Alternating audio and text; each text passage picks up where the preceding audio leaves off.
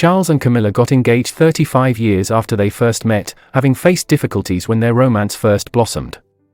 And while the pair eventually did tie the knot, they faced several obstacles in the lead-up to their big day. King Charles III married Queen Camilla in a civil ceremony in April 2005. Their wedding came after a decade of speculation regarding their romance, given they had both engaged in an extramarital affair to be together.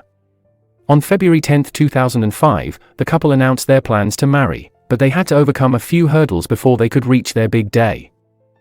In his memoir, which was published last month, Prince Harry said he wondered whether Camilla would one day be his wicked stepmother, but went on to say he and Prince William were willing to forgive her in their hearts if she could make their father happy. The prince wrote, "We saw that like us, he wasn't happy. We could recognize the absent glances, the empty sighs, the frustration always visible on his face. He revealed he and his brother promised their father they would welcome Camilla into the family, but requested that he didn't marry her in exchange." Harry claimed that, while they approved of her, they begged Charles not to wed for a second time after the tragic death of their mother Diana, Princess of Wales. Charles did not respond, according to Harry, who claimed both brothers feared Camilla would be unfairly compared to the people's princesses. Harry reportedly goes on to say that despite their opposition to the marriage, a campaign began for the wedding to take place and for Camilla to become queen. In 2004, a populace poll revealed just 32% of participants were on board with Charles marrying Camilla. It suggested that 29% were against it, 38% didn't care and 2% had no opinion. Although some Brits eventually warmed to the idea, once their engagement was announced, they faced another round of angry outbursts. Penny Junor, royal biographer and author of The Duchess, Camilla Parker Bowles and the love affair that rocked the crown, recalled receiving emails from viewers of BBC Breakfast expressing their utter disgust at the news. On one occasion, a woman even stood outside of Clarence House, the home Charles and Camilla share, and declared the then Prince of Wales should never be king if he wedded Camilla. At the time of their engagement, the Church of England was not entirely supportive of second marriages, particularly if a former spouse was still living, as was the case of Camilla's ex-husband, Andrew Parker Bowles. In order to appease the situation, the couple decided to have a royal wedding unlike any other, choosing to divide it into two parts, a civil ceremony at Windsor Guildhall and a marital blessing service at St. George's Chapel.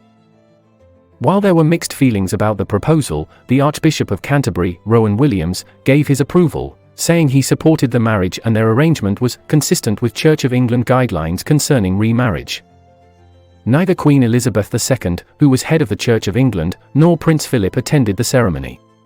However, they later made an appearance at St. George's Chapel and the reception. Robert Hardman, a biographer of the late Queen, claimed their absences were a sign of Her Majesty's disapproval of the arrangements, not of the marriage itself. Originally, Charles and Camilla chose Friday, April 8, as the day for their ceremony. But not long before the set date, the palace had to postpone the wedding by 24 hours. Charles was called to attend the funeral of Pope John Paul II on behalf of the Queen. In his book, Harry claimed his father and Camilla didn't want to get married on the same day the Pope was being laid to rest. Bad karma. Less press. More to the point, Granny wanted Pa to represent her at the funeral. As a result of the last-minute change, manufacturers were forced to change the date stamped on the commemorative products churned out for the occasion. When the day of the wedding did come around, everything seemed to go off without a hitch. Camilla was said to be nervous on the morning of the big day, suffering from sinusitis, but her spirits were lifted once she felt the welcome of the crowd, who had filled Windsor to celebrate her union with the future king. Ms. Junor wrote, "She looked endearingly frightened when she stepped out of the car with Charles and waved briefly before disappearing into Guildhall. But it was clear the crowd was on her side." From then on, Camilla was to be known as Her Royal Highness, the Duchess of Cornwall. It was decided on the day that once Charles ascended the throne, she would be Princess Consort.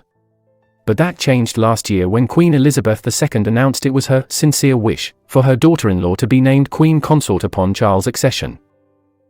In September 2022, following the death of Britain's longest-serving monarch, Charles was proclaimed king, with Camilla by his side as queen.